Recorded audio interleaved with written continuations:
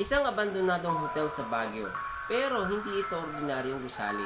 Maraming bumisita, pero hindi lahat ay nakalabas ng walang dalang takot.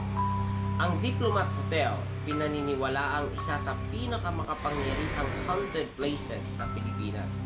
Pero bakit? Anong madilim na lihim ang bumabalot dito? Noong World War II, ginawang kanlungan ng mga paret madre ang gusali. Pero nang dumating ang mga sundalong Hapon, pinahirapan at pinaslang sila ng walang awa. Simula noon, may mga nagpatotoo na nakakita ng mga kaluluwang walang ulo, biglaang pagkalaglag ng temperatura, at malakas na sigaw sa disyertong gusali. May mga nagtangkang matulog dito, pero karamihan sa kanila umalis na nanginginig sa takot.